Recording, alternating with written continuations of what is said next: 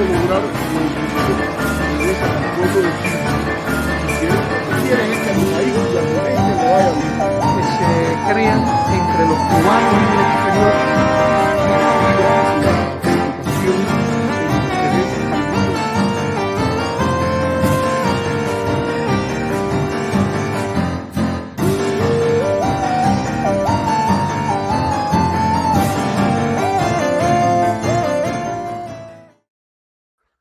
Hola amigos, hola amigas, estamos ante una nueva edición de nuestro programa Conversaciones Americanas. Qué gusto estar con ustedes este domingo. Ya tenemos los saludos de Cuba Constitucional, que siempre viene aquí a reiterarnos a nosotros la importancia de la Constitución del 40, de Humberto Acosta, que nos da las buenas tardes, de Ronald, que está desde Madrid y nos dice: hola profesor Levy, no se puede ver la directa. No sé por qué dice Ronald que no se puede ver la directa.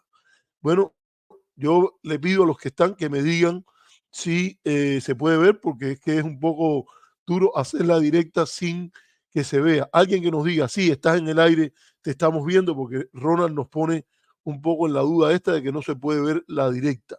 Bueno, hoy es un día que se ve. Gracias Cuba Constitucional por decirlo, te lo agradecemos mucho.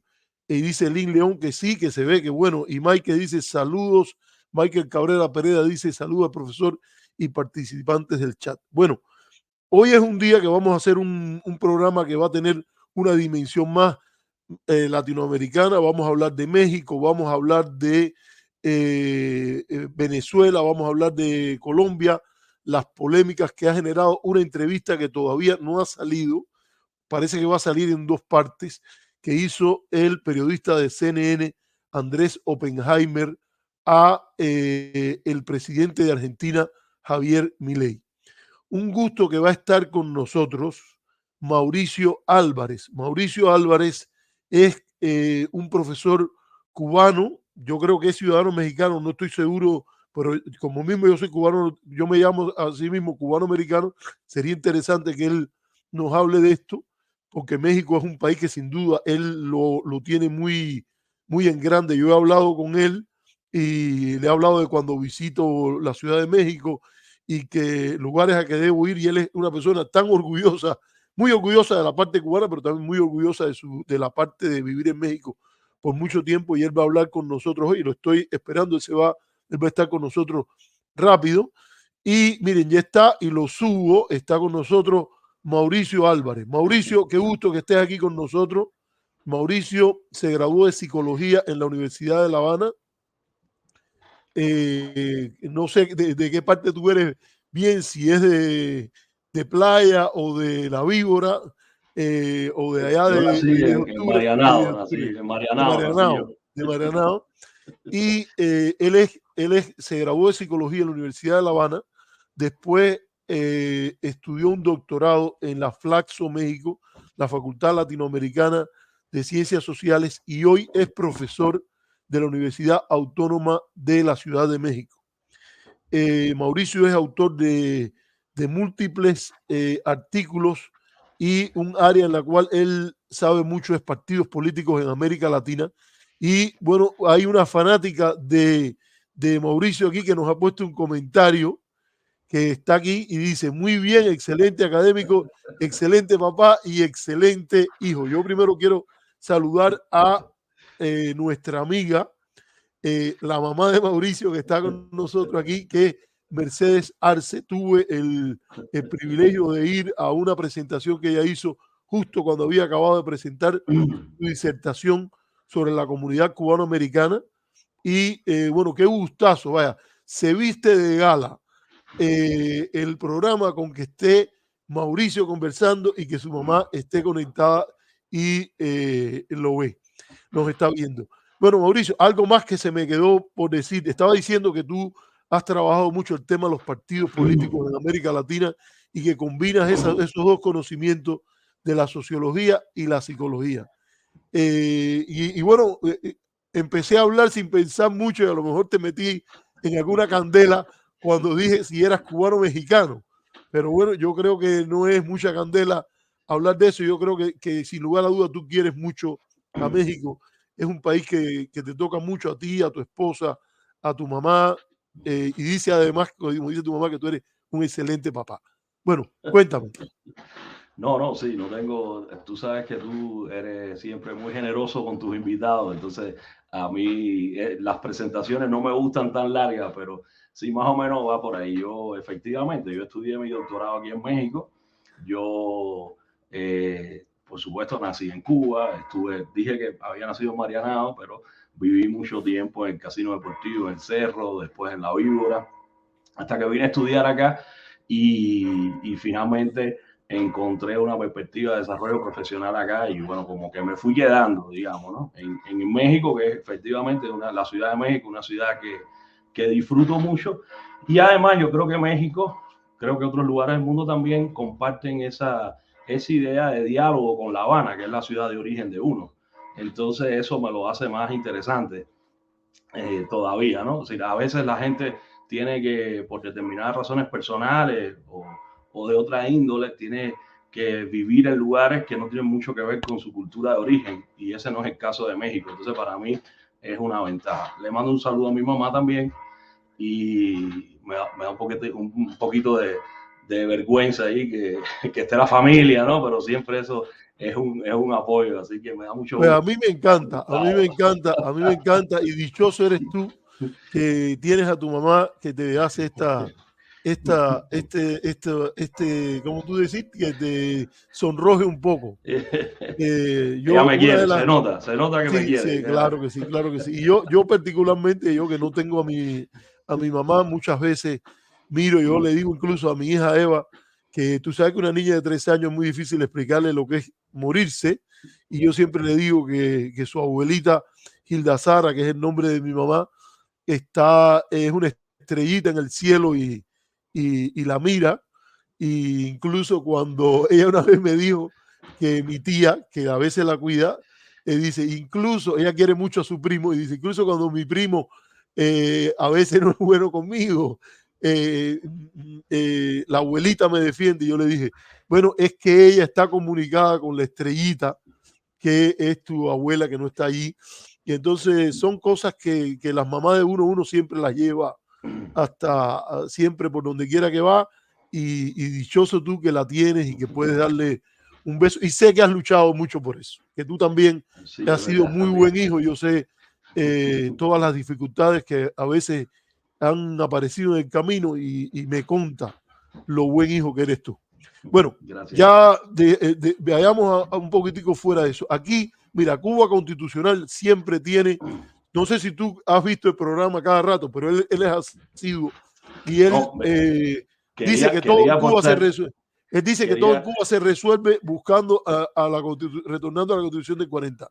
Creo que una cosa buena sería que tú nos digas, fíjate, esto no estaba planificado, pero que nos digas cómo tú ves la Constitución del 40 en el contexto de la historia de Cuba.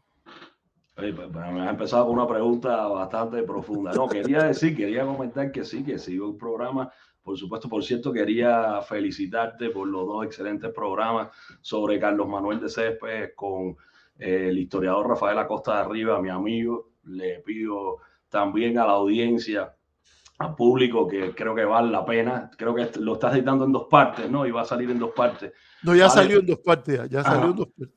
Vale muchísimo la pena porque es un recorrido bastante interesante, profundo, informado. Rafael tiene una amplia experiencia investigativa sobre la figura de Carlos Manuel, y es un programa que además tiene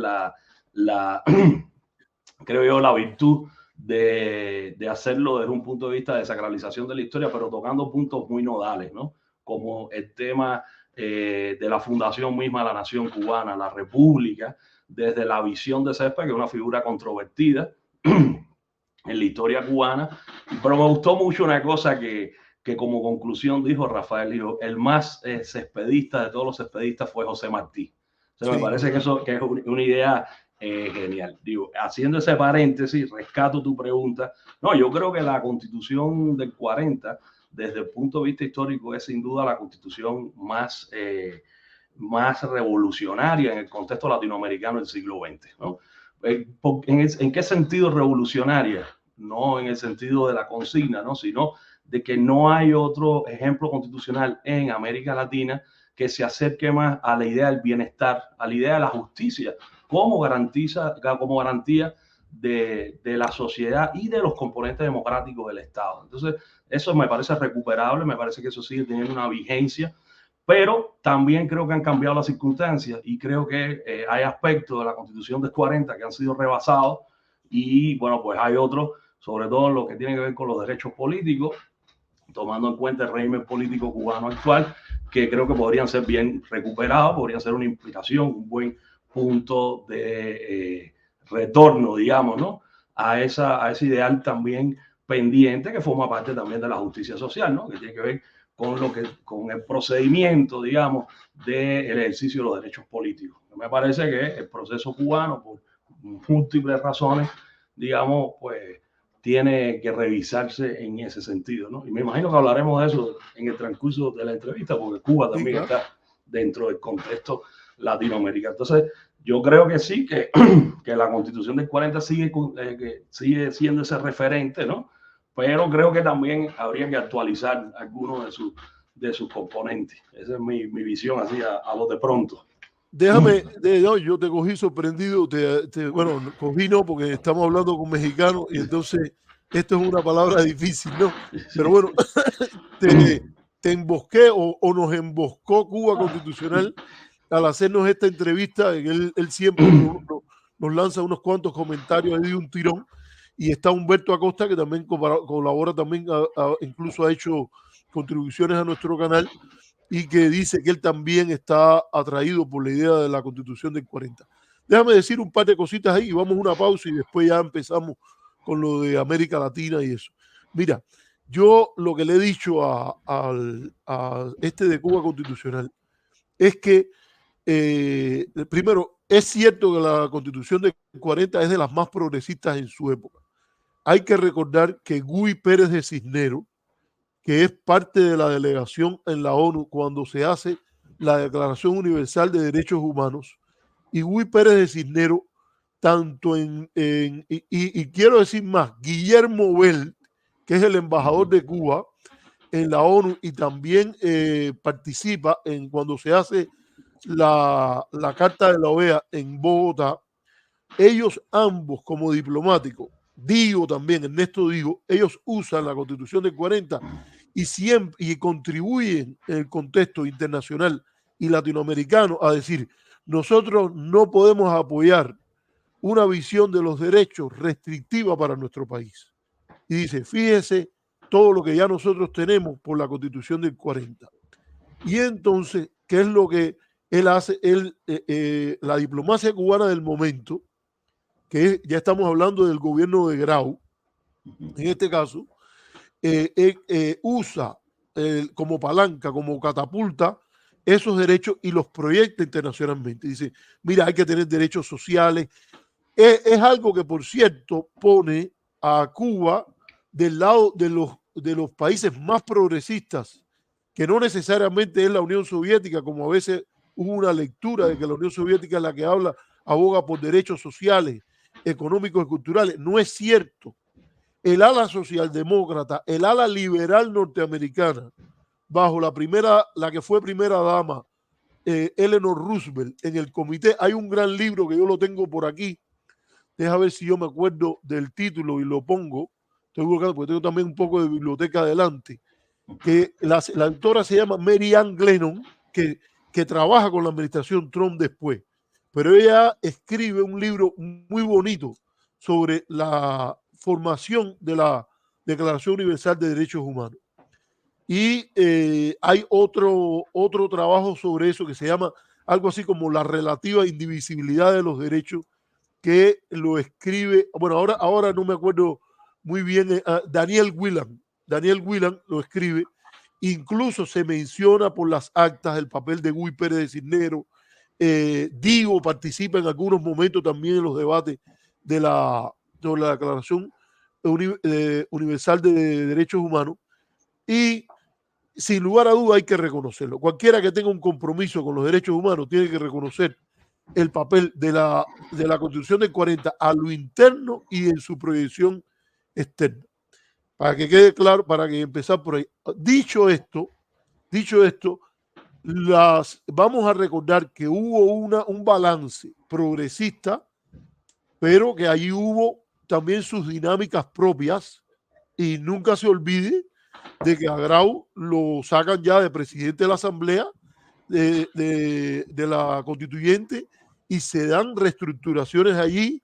Está el caso, yo creo que el artículo que después trató de usar para allá en el tema este de las 10.000 firmas de iniciativa legislativa que escribe Gustavo Gutiérrez, que es una figura muy tradicional que apoya a Machado primero y que después tiene también relaciones un tanto complejas, por decirlo de alguna manera, con Batista. Pero hay algo también que es importante. Todo ese progreso también no logra evadir a los sectores conservadores que le ponen sus banderillas al toro. Hay promesa de la reforma agraria, pero en cuanto al gobierno revolucionario en el primer trimestre de 1959 dice, vamos a realizar la promesa de reforma agraria, se presentan más de 1.000 recursos de inconstitucionalidad contra la reforma agraria. Si la razón de que la reforma agraria no se implemente, una reforma agraria capitalista, no estamos hablando de lo que vino después en Cuba, no se haya implementado antes de 1959, no solo tiene que ver con la desidia y los problemas de los dirigentes de Cuba en esta época y el hecho que hay un golpe de Estado el 10 de marzo, también tiene que ver porque la Constitución tiene sus trampas constitucionales montadas desde su interior para de manera leguleya, por decirlo de alguna manera, hacer difícil que esa agenda progresista se realizara. Eso lo quiero decir, por lo cual, en cierta medida, con una evidencia histórica que respalda lo que tú acabas de decir, Mauricio, de que pensar la Cuba del futuro no puedo estar de acuerdo, no puedo estar más de acuerdo contigo y menos de acuerdo con Cuba constitucional, que nos dice, aquí pongo la frase, nuestro futuro es nuestro hermoso pasado. No hay manera de darle atrás a la historia. Mira, como decía el gran filósofo Heráclito, por mucho que tú trates y trates, no te puedes bañar 2 veces en el mismo río. Aunque vayas corriendo contra la corriente, no te puedes bañar 2 veces en el mismo río. No puede ser. Este pronóstico que tú nos das no es positivo. Así que te doy las gracias por tu comentario, Cuba Constitucional. Te doy las gracias, Mauricio, y déjame decir, porque a mí a veces se me olvida cuando estoy haciendo este programa, que si a usted le gusta este programa, dele like o le dé me gusta. Si puede, compártalo.